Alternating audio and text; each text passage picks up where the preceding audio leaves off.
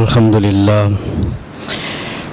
للہ رب العالمین والعاقبۃ للمتقین والصلاة والسلام علی اشرف الانبیاء والمرسلین اما بعد فاعوذ باللہ من الشیطان الرجیم بسم اللہ الرحمن الرحیم فإذا قضیت الصلاة فانتشروا فی الارض وابتغوا من فضل اللہ آمنت باللہ صدق اللہ العظیم اللہم نور قلوبنا بالقرآن وزین اخلاقنا بالقرآن وادخلنا الجنة بالقرآن ونجنا من النار بالقرآن قال اللہ تعالی فی عظمت حبیبہ ان اللہ وملائکتہ یصلون علی النبی یا ایہا الذین آمنوا صلوا علیہ وسلموا تسلیما الصلاة والسلام علیکہ یا سیدی یا رسول اللہ وعلی آلک واصحابک یا سیدی یا حبیب اللہ الصلاة والسلام علیکہ یا سیدی یا رحمت للعالمین وعلی آلک واصحابک یا سیدی یا شفیع المذنبین۔ کروڑہ حمد و ثنا رب ذوالجلال کی ذات بابرکات کے لیے جو خالق کائنات بھی ہے اور مالک ارض و سماوات بھی۔ اللہ جل وعلا کی حمد و ثنا کے بعد حضور نبی اکرم نور مجسم شفیع امم اللہ کے پیارے امت کے سہارے رب کے محبوب دانائے عجوب مالک رکاب امم فخر عرب و عجم والی کون و مقام سیاہ لا مقام سید انس و جاں سرور لالا رخاں ماہ خوباں شہنشاہ حسینہ تتمہ دوراں سرخیل زہرہ جمالاں جلوہ صبح ازل نور ذات لم یزل باعث تکوین عالم فخر آدم و بنی آدم نیر بطہا رازدار ما اوہا شاہد ما طغا صاحب علم نشرہ معصوم آمنہ احمد مجتبیٰ حضرت محمد مصطفیٰ صلی اللہ علیہ وسلم کے حضور ناز میں اپنی عقیدتوں ارادتوں محبتوں اور نیازمندیوں کا خراج پیش کرنے کے بعد سمعین ذویل احتشام قرآن مجید فرقان حمید کی سورۃ الجمعہ کی آیت نمبر 10 کا ابتدائی حصہ آپ کے سامنے تلاوت کرنے کا شرف حاصل کیا ہے۔ اسی کے ضمن و ذیل میں کچھ باتیں آپ کے گوش گزار کروں گا۔ اللہ تعالیٰ میری زبان پہ کلمۃ الحق جاری فرمائے۔ ارشاد باری تعالیٰ ہے فَإِذَا قُضِيَتِ الصَّلَاةُ فَانتَشِرُوا فِي الْأَرْضِ وَابْتَغُوا مِنْ فَضْلِ اللَّهِ، اور جب نماز سے فارغ ہو جاؤ تو زمین میں پھیل جاؤ اور اللہ کا فضل تلاش کرو۔ رب ذوالجلال اپنے بندوں کو یہ حکم ارشاد فرما رہا ہے کہ نماز ادا کرنے کے بعد اللہ کا فضل تلاش کرو۔ کون سی نماز؟ اس سے پہلے نماز جمعہ کا ذکر فرمایا، اذا نودی للصلاۃ من یوم الجمعۃ فسعوا الی ذکر اللہ۔ اس سے پچھلی آیت میں جب نماز جمعہ پڑھ لو تو اس کے بعد اللہ کا فضل تلاش کرو۔ فضل کیا ہے جس کو تلاش کرنے کا حکم ارشاد فرمایا رب ذوالجلال نے؟ تو اس کی تفسیر کرتے ہوئے مفسرین کرام لکھتے ہیں کہ اس فضل سے مراد تجارت ہے، رزق ہے، کاروبار ہے، اس کو تلاش کرو۔ اللہ تعالیٰ کی بارگاہ میں روزی کے لیے کوشش کرو۔ اور آگے فرمایا وَإِذَا رَأَوْا تِجَارَةً أَوْ لَهْوًا انفضوا إِلَيْهَا وَتَرَكُوكَ قَائِمًا۔ تو تجارت ایک ایسا امر ہے جس کے بارے میں رب ذوالجلال نے قرآن مجید فرقان حمید میں حکم ارشاد فرمایا، اور آقا کریم علیہ الصلاۃ والسلام نے بھی تجارت کی اور تجارت کو پسند بھی فرمایا، اسی عنوان سے کہ اسلام میں تجارت کی جو اہمیت ہے اور تجارت کا جو ایک اسلامی انداز ہے، اسی عنوان سے کچھ باتیں میں نے آج کے جمعۃ المبارک میں آپ سے کرنی ہیں۔ تجارت نبی کریم صلی اللہ علیہ وسلم کا پسندیدہ عمل ہے، جس کے بارے میں آقا کریم علیہ الصلاۃ والسلام نے ارشاد فرمایا کہ جو رزق اللہ تعالیٰ نے روئے زمین پہ تقسیم کرنا تھا تو اس کے 10 حصے فرمائے رب ذوالجلال نے، 9 حصے اللہ تعالیٰ نے تجارت میں رکھ دیے، باقی ایک حصہ شعبہ ہے زندگی کے دوسرے جو پیشے ہیں ان کے لیے رکھا۔ جتنی کثرت کے ساتھ تاجر کے پاس رزق آتا ہے اتنی کثرت کے ساتھ اور کسی کے پاس نہیں آتا، اسی لیے تو رب ذوالجلال نے بھی اس پیشے کو اختیار کرنے کا حکم دیا، اور آقا کریم علیہ الصلاۃ والسلام نے اپنی مبارکہ زندگی میں تجارت کو اختیار فرمایا اور صحابہ کرام کو اس کی تعلیم دی۔ بہت زیادہ اہمیت ہے تجارت کی ہمارے اس معاشرے میں۔ انسان ایک دوسرے کے ساتھ مل کے جو ہے اس زندگی کو تشکیل دیتے ہیں، ہر انسان کو ایک دوسرے کی ضرورت رہتی ہے، انسان ایک دوسرے کی ضرورت ہے، اور بالخصوص تجارت کے معاملے میں دیکھیں تو ضرورت کی ہر چیز انسان خود نہیں بنا سکتا۔ خود اگر وہ کپڑا بنائے گا تو اس کو جوتے کی ضرورت پڑے گی، جس کے لیے اس نے کسی دوسرے تاجر کے ساتھ جس کے لیے اس کو رابطہ کرنا پڑے گا۔ تو اسی چیز کو آپ دیکھ لیں، دنیا کی ہر چیز انسان ایک دوسرے کے ساتھ مل کر اس کو ترتیب دیتے ہیں، اور ایک معاشرہ ایک دوسرے کے ساتھ مل کر تشکیل پاتا ہے، تو اس میں تجارت کی بہت زیادہ اہمیت ہے۔ آقا کریم علیہ الصلاۃ والسلام نے جس کے بارے میں صحابہ کرام کو تعلیم ارشاد فرمائی اور اس کے آداب بیان کیے اور اس کی اہمیت کو بیان کیا۔ تاجر کو ایک عملی کردار ادا کرنے کا بھی حکم دیا۔ آقا کریم علیہ الصلاۃ والسلام نے برِ صغیر پاک و ہند میں اسلام تاجروں کی وجہ سے پھیلا ہے، اس کا آغاز تاجروں نے کیا تھا۔ پچھلے جمعۃ المبارک میں اس کے بارے میں نے بات کی تھی کہ عرب کے کچھ تاجر برِ صغیر میں آئے، پاک و ہند میں آئے، تو انہوں نے تجارت کی جب، تو ہندو آبادی سکھ آبادی میں تو وہ لوگ بڑے صاف اور شفاف لگے ان کو، تو انہوں نے کہا کہ تم کون ہوتے ہو، تمہارا طرز طریق، تمہارا انداز، تمہارا لین دین بڑا صاف ہے، تمہارے معاملات بڑے اچھے ہیں۔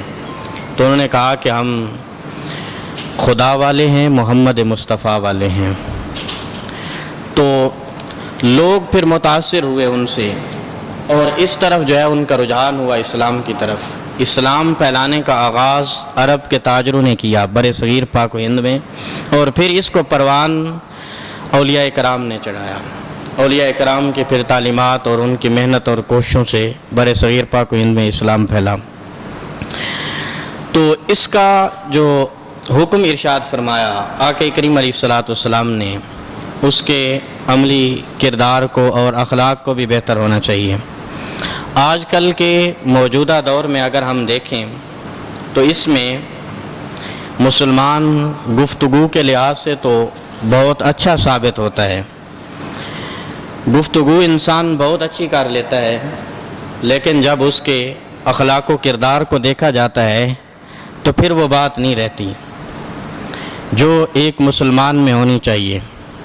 اصل میں تو حکم یہی ہے نا کہ جو چیز زبان پہ ہو انسان کے کردار سے، انسان کے اخلاق سے بھی وہی چیز ثابت ہونی چاہیے، لیکن گفتگو کے اعتبار سے تو انسان بہت ہی اچھا ثابت ہوتا ہے، اخلاق و کردار کے اعتبار سے وہ اچھا ثابت نہیں ہو پاتا، جس کی وجہ سے جو ہے معاملہ گڑبڑ ہو جاتا ہے۔ جب ایک شخص نے آقا کریم علیہ الصلاۃ والسلام کی بارگاہ میں ایک آدمی کی تعریف کی اور کہا کہ وہ شخص بڑا اچھا ہے، تو آقا کریم علیہ الصلاۃ والسلام نے 2 باتیں کی۔ ایک بات یہ کہ حضور صلی اللہ علیہ وسلم نے کہ کیا تو نے اس کے ساتھ کبھی سفر کیا ہے، اور دوسری بات حضور نے یہ کی کہ کیا کبھی اس کے ساتھ تو نے کوئی لین دین کیا ہے، کوئی معاملہ کیا ہے۔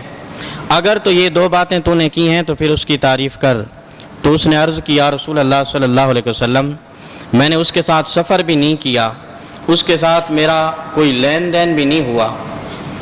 تو آقا کریم علیہ الصلاۃ والسلام نے فرمایا کہ پھر اس کو اچھا مت کہے، پہلے اس کے ساتھ سفر کر، پہلے اس کے ساتھ لین دین کر، پھر تجھے پتہ چلے گا۔ سفر کرے گا تو تجھے پتہ چل جائے گا کہ وہ تجھ سے کچھ حاصل کرتا ہے یا تجھ پہ کچھ خرچ بھی کرتا ہے، اور لین دین کرے گا تو اس کے اندر کا جو کچھ بھی ہے وہ لین دین کی وجہ سے وہ باہر آئے گا، اور تو اس کے اندر کے حالات سے باخبر ہو جائے گا۔ تو یہ تعلیم دیا کہ کریم علیہ الصلوۃ والسلام نے، اسی لیے فرمایا کہ یہ تجارت بھی کرو، یہ کاروبار بھی اپناؤ، اور اپنے اخلاق و کردار کو بھی بہتر بناؤ۔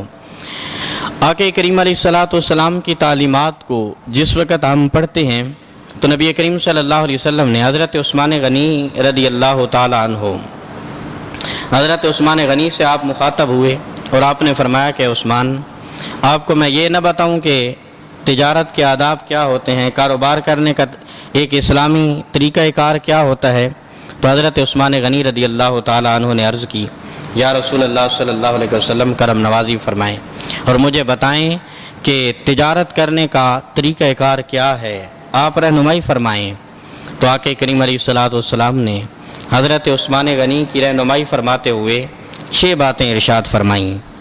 نبی کریم صلی اللہ علیہ وسلم نے فرمایا کہ اے میرے صحابی، اگر تجارت کرنی ہے، کاروبار کرنا ہے تو پھر 6 چیزوں کا خیال ضرور رکھنا، ان کو ضرور اپنانا، کامیاب ہو جاؤ گے۔ پہلی چیز آقا کریم حضور صلی اللہ علیہ وسلم نے فرمایا کہ نفع کم لینا اور مال زیادہ بیچنا، یہ پہلا اصول بیان فرمایا نبی کریم صلی اللہ علیہ وسلم نے کاروبار کرنے کا، تجارت کرنے کا۔ فرمایا کہ نفع کم لینا اور چیز، مال، جنس زیادہ فروخت کرنا۔ کیا چیز پہلی بیان فرمائی حضور نے؟ کہ نفع کم لینا اور مال زیادہ بیچنا۔ یہ تعلیم ارشاد فرمائی آقا کریم علیہ الصلوۃ والسلام نے۔ یہی وجہ ہے کہ پہلے لوگ دہاڑی لگاتے تھے، آج کل ہفتہ ہی لگا لیتے ہیں۔ آج جو گیا ہے، پھنس جو گیا ہے، بس اس پہ ہفتہ ہی لگا لینا ہے اب۔ لیکن جو حضور صلی اللہ علیہ وسلم نے تعلیم ارشاد فرمائی ہے، حضور نے فرمایا کہ نفع کم لو اور مال زیادہ بیچو۔ اس سے کیا فائدہ ہوگا؟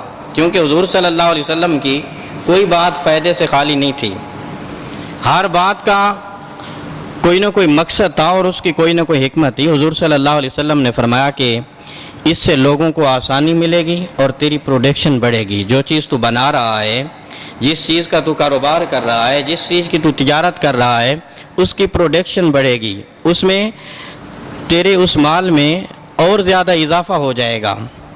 جہاں تیرا 1 لاکھ کا جا رہا ہے وہاں تیرا 1.5 لاکھ کا جائے گا، زیادہ بکے گا، لوگ زیادہ اس کو خریدیں گے اور لوگوں کو آسانی بھی میسر آئے گی۔ یہ حکمت تھی جو آقا کریم علیہ الصلوۃ والسلام نے بیان فرمائی۔ تو ہفتہ نہیں لگا لینا چاہیے۔ دیہاتی بی ہے بیچاری آ گئی ہے تو تاجر، دکاندار وہ ملمہ سازی کرتا ہے اور ایسی ایسی کہانیاں گھڑ گھڑ کے سناتا ہے کہ بس اسی سے ہی سب کچھ حاصل کر لینا ہے۔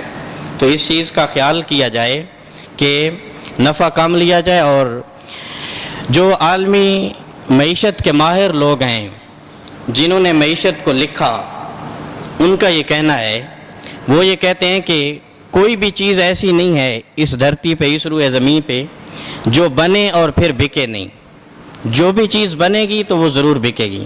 جو معیشت کے ماہر ہیں وہ یہی کہتے ہیں۔ تو پھر جب ہر چیز بک جائے گی تو پھر انسان کو پریشان ہونے کی ضرورت نہیں۔ کسی کی جلدی بک جاتی ہے اور کسی کی تاخیر کے ساتھ بک جاتی ہے، بہرحال جو چیز بھی بنتی ہے وہ بک ضرور جاتی ہے۔ یہ پرسوں کی بات ہے، میرا ایک اسٹوڈنٹ ہے، میرے پاس بیٹھا ہوا تھا تو میں نے دیکھا کہ اس کی پینٹ دونوں گھٹنوں سے پھٹی ہوئی تھی۔ میں نے اس سے پوچھ لیا، اس سے میں نے سوال کر لیا، بڑے اچھے گھر کا ہے۔ تو میں نے کہا شاید بعض اوقات غریب لوگ ہوتے ہیں نا تو کپڑا پھٹا پرانا یا بڑے اچھے کھاتے پیتے گھر کا ہے۔ میں نے حیران ہو کے اس سے سوال کیا کہ یہ تیری پینٹ گھٹنوں سے پھٹی ہوئی ہے؟ تو مجھے اس نے جواب دیا کہ علامہ صاحب یہ فیشن ہے، یہ کوئی غربت کی وجہ سے نہیں بلکہ یہ ایک فیشن ہے۔ میں نے کہا کہ یہ جو تم نے خریدی تھی اس وقت یہ اس کو کاٹ لگے ہوئے تھے، اسی وقت سے یہ پھٹی ہوئی تھی، یا تم نے خرید کے اس طرح کیا ہے؟ کہنے لگا نہیں، مارکیٹ میں یہی چیز ملتی ہے، اسی طرح کٹی ہوئی چیز مارکیٹ سے ملتی ہے، بازار سے مل جاتی ہے، جس کا کوئی قاعدہ ضابطہ ہی نہیں ہے۔ جس کا کوئی کنسیپٹ ہی نہیں ہے، جس کا کوئی تصور بھی نہیں ہے، وہ چیز بھی مارکیٹ میں بک رہی ہے۔ تو بات کرنے کا مقصد یہ ہے کہ جو بھی چیز بنے گی وہ بکے گی۔ موبائل جو بھی نیا آتا ہے، نیا ماڈل موبائل کا جو بھی آتا ہے شارٹ ہو جاتا ہے۔ لوگوں کے پاس موبائل نہیں ہوتا اس لیے وہ خریدتے ہیں، موبائل ہوتا ہے لیکن بچے کہتے ہیں کہ وہ جو نیا ماڈل آیا ہم نے وہ لینا ہے، وہ جو فلاں کے پاس نیا ماڈل ہے ہمیں وہ خرید کے دو۔ والدین سے اصرار کرتے ہیں، یہ تقاضا کرتے ہیں، والدین سے یہ مطالبہ کرتے ہیں، اور مارکیٹ میں جو بھی نئی گاڑی آتی ہے وہ شارٹ ہو جاتی ہے۔ کیا سارے ضرورت مند لوگ لیتے ہیں؟ صاحب ثروت لوگ جن کو اللہ تعالیٰ نے مال و دولت دیا ہوا ہے، کئی لوگ شوقیہ طور پہ بھی اس کو خریدتے ہیں۔ تو بہرحال بات کرنے کا مقصد یہ ہے کہ جو بھی چیز بنے گی تو وہ بہرحال بکے گی۔ تو اس لیے آقا کریم علیہ الصلوۃ والسلام نے پہلے سے اس کی نشاندہی فرما دی۔ نبی کریم صلی اللہ علیہ وسلم نے فرمایا کہ نفع کم لو اور مال زیادہ بیچو، اس سے تمہاری پروڈکشن بڑھے گی اور لوگوں کو اس سے آسانی میسر آئے گی۔ حضرت سری سکتی رحمۃ اللہ تعالی علیہ آپ جو کی تجارت کرتے تھے، جو کا کاروبار کرتے تھے، آپ جو خریدتے تھے پھر بیچتے تھے، بہت زیادہ فصلیں بھی آپ جو کی خریدا کرتے تھے۔ تو آپ کے پاس بہت بڑا گودام تھا جس میں آپ جو سٹور کر کے ان کو آگے جو ہے پھر اس کے حساب سے آپ تجارت کرتے۔ تو ایک وقت ایسا آیا آپ کی زندگی میں کہ 60 دینار بوری کے حساب سے آپ نے جو خریدے، تو اگلے دن ہی وہ مارکیٹ میں ان کا ریٹ بہت زیادہ بڑھ گیا، 90 تک ان کا ریٹ پہنچ گیا۔ تو حضرت ابو حفص رحمۃ اللہ تعالی علیہ یہ بھی جو کا کاروبار کرتے تھے، تو یہ منڈی میں آئے اور جو خریدنے کے لیے، تو حضرت سری سکتی سے رابطہ کیا، سری سکتی سے ملے اور پوچھا کہ تمہارے پاس جو ہیں، میں خریدنے کے لیے آیا ہوں۔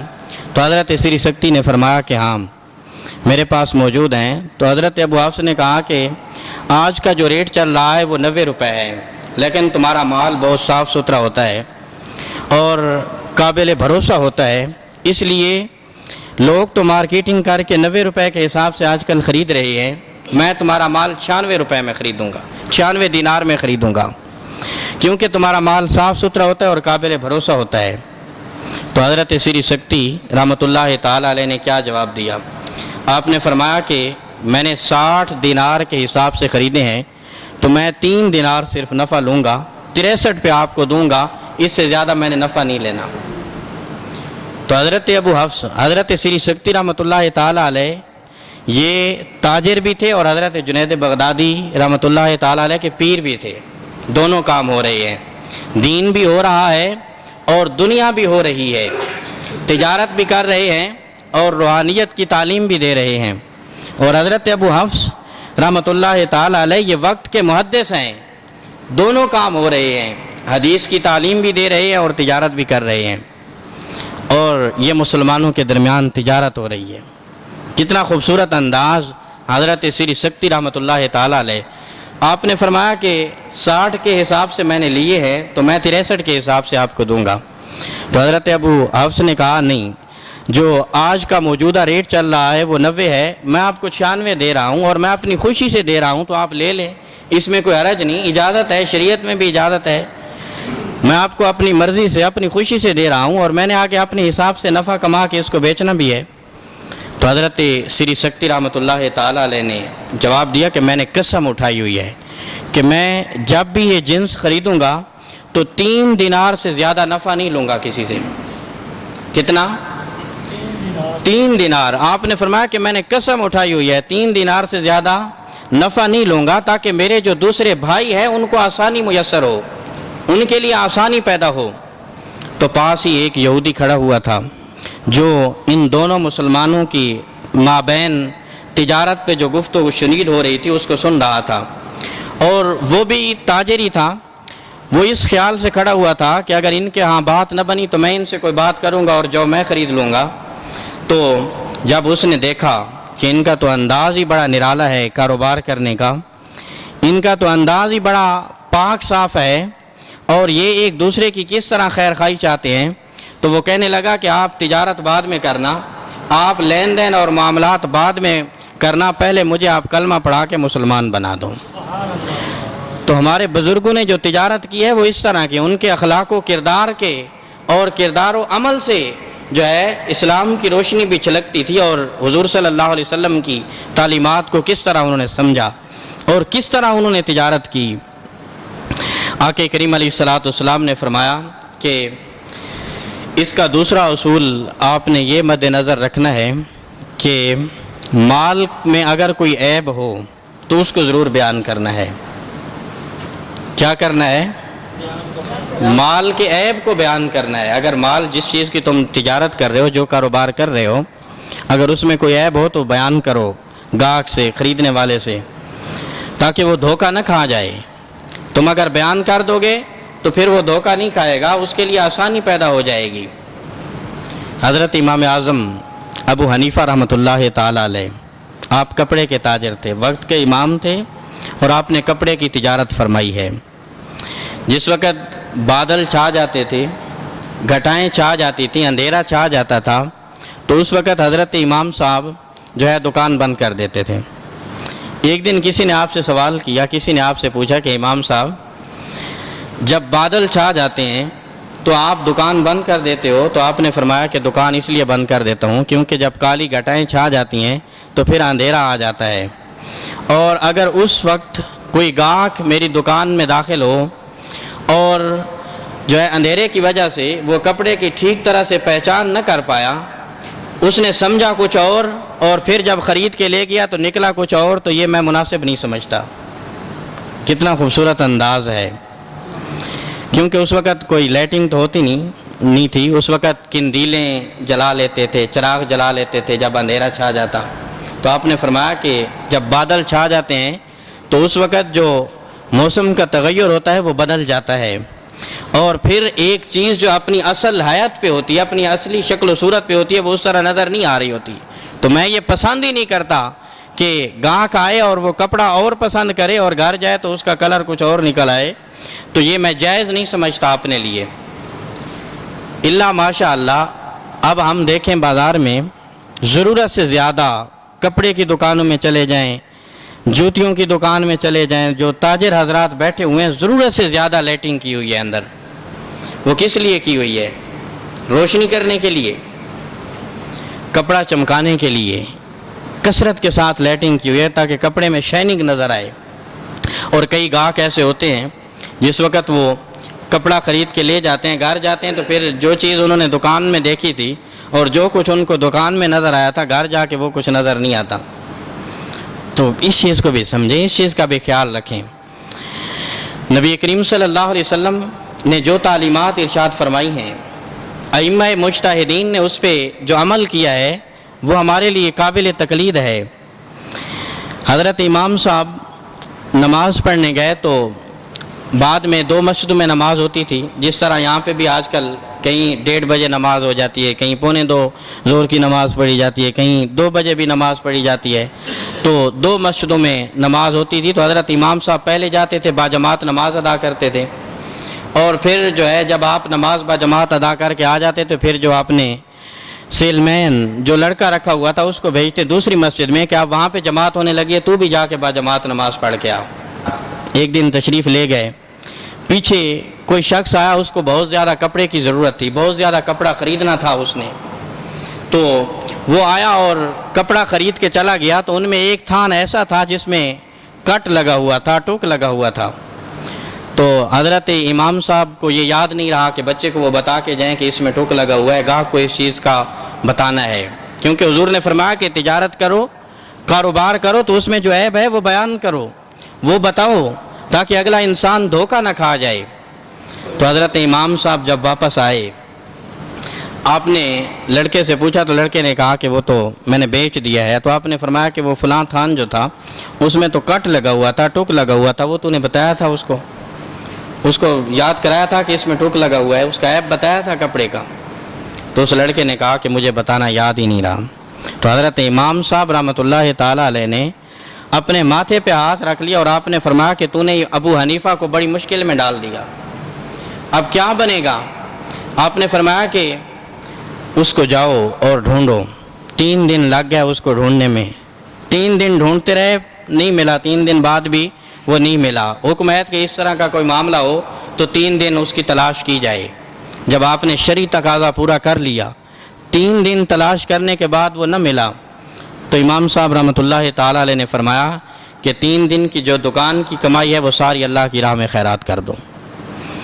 اب میں چاہتا ہوں کہ وہ جو ہماری کمائی ہے وہ اللہ کی راہ میں چلی جائے. اور پھر یہاں تک کی بات ختم نہیں ہوئی. حضرت امام اعظم ابو حنیفہ رحمۃ اللہ تعالیٰ علیہ آپ جمعے کا خطبہ ارشاد فرمایا کرتے تھے. پھر جب آپ ممبر پہ خطبہ دینے کے لیے بیٹھے تو آپ لوگوں سے مخاطب ہو کے کہنے لگے کہ مجھ سے ایک بہت بڑی غلطی ہو گئی ہے, تو آپ میرے لیے دعا کریں کہ اللہ تعالیٰ میری پکڑ نہ فرمائے. تو لوگوں نے سوال کیا کہ امام صاحب آپ نے کون سی ایسی غلطی کر لی ہے کہ آپ پریشان ہو گئے ہیں؟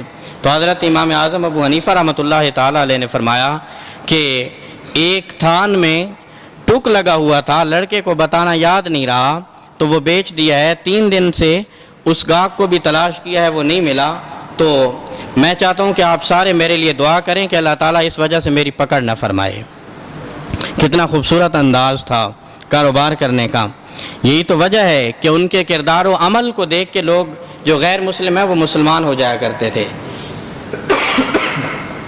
آج ہم بھی تجارت کرتے ہیں, ہمارے دوست بھی, ہمارے بھائی بھی تجارت کرتے ہیں.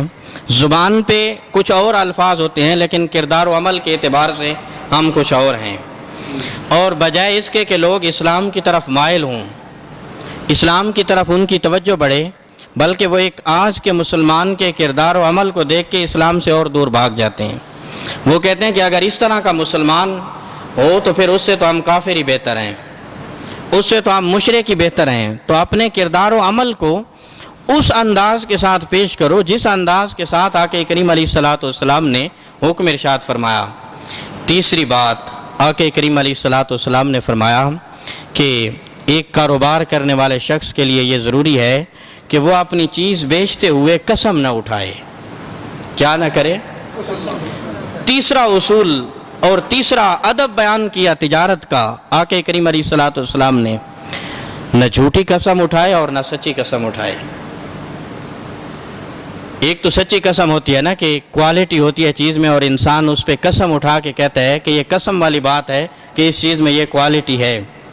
نبی کریم صلی اللہ علیہ وسلم نے منع فرمایا کہ مال بیچتے ہوئے جھوٹی قسم بھی نہیں اٹھانی چاہیے اور سچی قسم بھی نہیں اٹھانی چاہیے. کتنے خوبصورت جملے ہیں آقا کریم علیہ الصلوۃ والسلام کے. حضور نے فرمایا کہ قسم اٹھا کے اگر مال بیچو گے تو تمہارا مال تو بک جائے گا, لوگ لے جائیں گے, خریدنے والے خرید لیں گے, تمہاری قسم کا اعتبار کر لیں گے, لیکن وہ جو تمہاری کمائی ہے اس سے برکت اٹھ جائے گی, اس کمائی میں برکت نہیں رہے گی اگر قسم اٹھا کے مال فروخت کرو گے. اور آپ کو پتہ ہے مال بیچتے ہوئے ذکر و اذکار بھی نہیں کرنے چاہیے, تسبیحات نہیں پڑھنی چاہیے, استغفار نہیں کرنا چاہیے. ویسے آپ دکان پہ بیٹھے ہیں, آپ ذکر و اذکار کریں, استغفار کریں, لیکن گاہک کو دیکھ کے تسبیح نہیں پھیرنی چاہیے کہ کہیں اس کے ذہن میں یہ بات نہ آئے کہ یہ تو بڑا حاجی نمازی ہے, یہ تو تسبیح پھیرنے والا شخص ہے اور اس وجہ سے جو ہے وہ تمہارے پاس آئے. تو اس کو ڈھال نہیں بنا لینا چاہیے. اس سے بھی منع کیا آقا کریم علیہ الصلوۃ والسلام نے. وہ ایک شخص بس میں مسواک بیچ رہا تھا, کہہ رہا تھا کہ یہ مسواک کرنا سنت ہے, نبی کریم صلی اللہ علیہ وسلم نے اس کے اتنے فائدے بیان کیے, اس کا یہ فائدہ بھی ہے, اس کا یہ فائدہ بھی ہے, اس کا وہ فائدہ بھی ہے. ایک بزرگ بیٹھے ہوئے تھے, انہوں نے اس کو اپنے پاس بلا لیا, کہا ادھر آؤ. تو انہوں نے کہا کہ تم سنت کی تبلیغ کر رہے ہو یا اپنا کاروبار کر رہے ہو؟ تو کہنے لگا کہ میں سنت کی تبلیغ کر رہا ہوں. تو انہوں نے کہا کہ اگر سنت کی تبلیغ کر رہے ہو تو پھر ساری سنتوں کی تبلیغ کرو, صرف مسواک کی کیوں کر رہے ہو؟ مسواک کی تبلیغ اس لیے کر رہے ہو کیونکہ یہ تمہاری چیز ہے اور تم نے اس سے اپنا جیب بھرنا ہے, اس سے تم نے اپنا رزق کمانا ہے, اس سے تم نے پیسے حاصل کرنے, اس لیے اس کی اگر سنت کی تبلیغ کرنی ہے تو پھر ایک ہی نہیں, پھر تمام سنتوں کی تبلیغ کرو. مسواک چھوٹی سنت ہے, داڑھی اس سے بڑی سنت ہے, رکھ بھی اور دوسروں کو رکھوا بھی. تیرے والی جو سنت ہے اس کا تو پرچار کر رہا ہے کہ جی یہ حضور صلی اللہ علیہ وسلم کی سنت ہے, اس کا یہ فائدہ بھی ہے, اس کا وہ فائدہ بھی ہے, اور جو تیرے کام کی نہیں ہے اس کو تو نے چھوڑ دیا ہوا ہے. اگر تبلیغ کرنی ہے تو پھر سب کی کر. یہ جو ضابطہ دیا, یہ جو نقطہ دیا آقا کریم علیہ الصلوۃ والسلام نے فرمایا کہ ذکر و اذکار, تسبیحات یہ گاہک کو دیکھ کے نہیں کرنی چاہیے تاکہ اس کا دل اس طرف مائل نہ ہو جائے، اور قسم بھی نہیں اٹھانی چاہیے چیز بیچتے ہوئے۔ اگر قسم اٹھا کے چیز بیچو گے تو اس سے برکت ختم ہو جائے گی۔ ایک ہوتی ہے کثرت اور ایک ہوتی ہے برکت۔ اگر مال تھوڑا بھی ہو اور اس میں برکت ہو تو وہ ختم نہیں ہوتا، اور اگر مال زیادہ ہو اور اس میں برکت نہ رہے تو پتہ ہی نہیں چلتا۔ تو حضور صلی اللہ علیہ وسلم نے فرمایا کہ اگر قسم کے بغیر آسان طریقے سے تو اپنا مال بیچے گا تو اس میں اللہ تعالیٰ برکت عطا فرما دے گا۔ برکت کا دوسرا معنی علماء نے اللہ کی رحمت کی ہے، پھر تیرے اس رزق میں اللہ کی رحمت شامل حال ہو جائے گی۔ یہ تیسرا نقطہ بتایا آقا کریم علیہ الصلوۃ والسلام نے تجارت کرنے کا۔ چوتھی چیز آقا کریم علیہ الصلوۃ والسلام نے یہ بیان فرمائی، آپ نے فرمایا کہ ذخیرہ اندوزی نہ کرو۔ تاجر کو چاہیے کہ وہ ذخیرہ اندوزی نہ کرے۔ ذخیرہ اندوزی کیا ہوتی ہے؟ مال کو جمع کر کے سٹاک لگا کے رکھ لینا، اس سے منع فرمایا آقا کریم علیہ الصلوۃ والسلام نے۔ اب اس میں ایک تھوڑی سی وضاحت کر دوں، یہ دو قسم کی ہوتی ہے۔ ایک اس طرح ہوتی ہے کہ ایک چیز مارکیٹ میں موجود ہے، میسر ہے، لوگوں کو وہ مل رہی ہے اور بآسانی مل رہی ہے، تو کسی شخص کا اگر کوئی کاروبار ہے گندم کا، جو کا، یا اس طرح کی کوئی اور جنس اس نے رکھی ہوئی ہے اور پھر اس نے اپنے گودام میں اس کا سٹاک لگایا ہوا ہے تو کوئی حرج نہیں، کیونکہ وہ چیز مارکیٹ میں موجود ہے اور لوگوں کو بآسانی مل رہی ہے، تو اس نے اپنے کاروبار کی نوعیت کے حساب سے رکھی ہوئی ہے تو کوئی حرج نہیں۔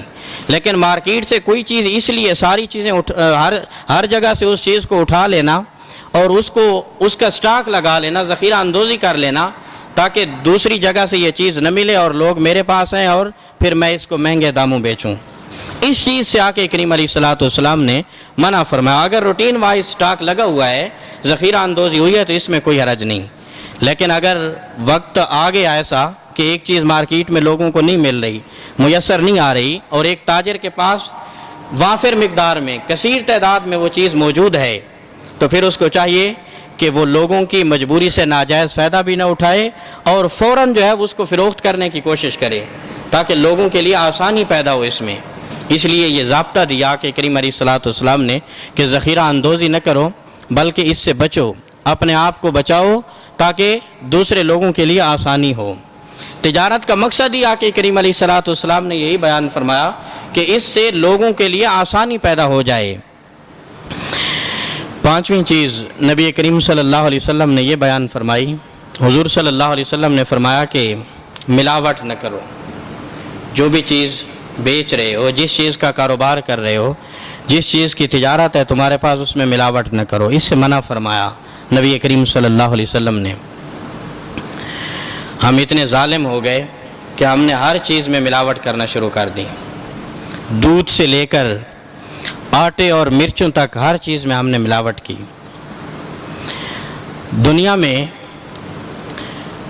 کسی بھی چیز کو تجارت کے طور پہ اگر استعمال کیا گیا ہے تو سختی کے ساتھ آقا کریم علیہ الصلوۃ والسلام نے یہ تعلیم ارشاد فرمائی، مگر آج ہم نے اس بات کو نظر انداز کرتے ہوئے صرف اپنا کاروبار بڑھانے کے لیے، مال و دولت اکٹھا کرنے کے لیے ہر چیز میں ہم نے ملاوٹ کی۔ نبی کریم صلی اللہ علیہ وسلم کا فرمان سنیں، حضور صلی اللہ علیہ وسلم نے فرمایا من غش فلیس منا، جس نے ملاوٹ کی وہ ہم میں سے نہیں، میں تو اس کو اپنی امت ہی تسلیم نہیں کرتا۔ بازار میں تشریف لے گئے آقا کریم علیہ الصلوۃ والسلام، تو ایک شخص جو ہے گندم بیچ رہا تھا، اس سے ایک دن پہلے بارش ہوئی تھی اور پہلے اتنے زیادہ گودام موجود نہیں ہوا کرتے تھے، تو لوگ باہری غلے کا ڈھیر لگا لیا کرتے تھے جب سیزن آتا۔ تو آقا کریم علیہ الصلوۃ والسلام نے جب دیکھا کہ گندم بالکل خشک نظر آ رہی ہے، تو حضور نبی کریم صلی اللہ علیہ وسلم کے ذہن میں یہ بات آئی کہ کل ہی تو بارش ہوئی ہے لیکن اس کا غلہ جو ہے خشک نظر آ رہا ہے، تو حضور آگے بڑھے۔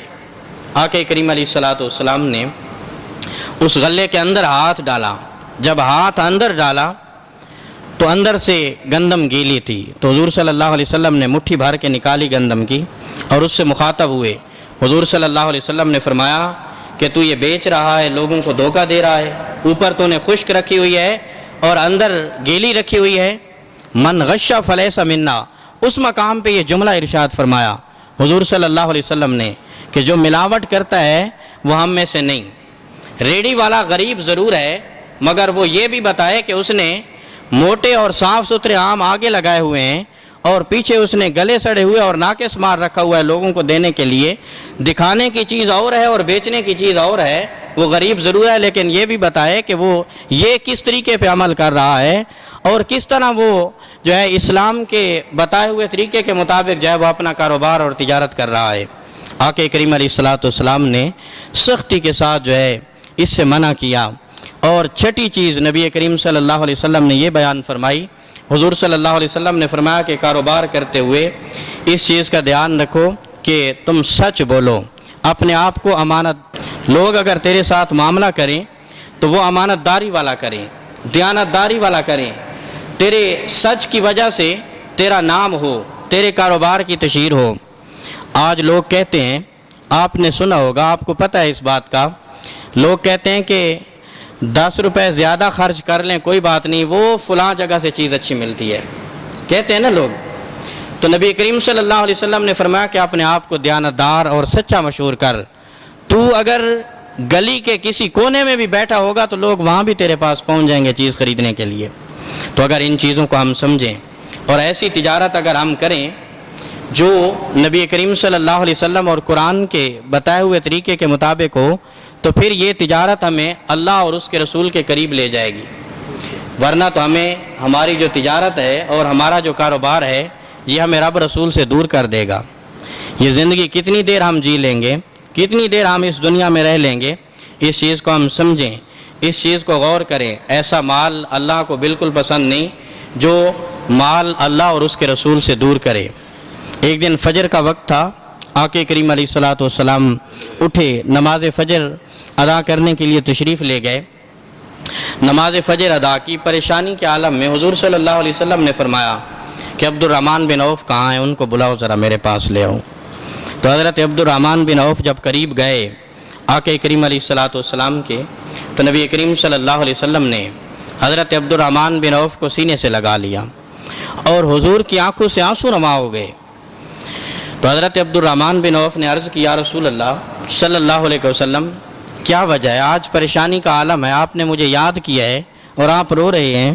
تو نبی کریم صلی اللہ علیہ وسلم نے فرمایا, عبد الرحمن بن عوف میں نے خواب دیکھا ہے, آج رات کو میں نے خواب میں دیکھا, میرے سارے صحابہ کرام جنت میں چلے گئے لیکن آپ پیچھے رہ گئے.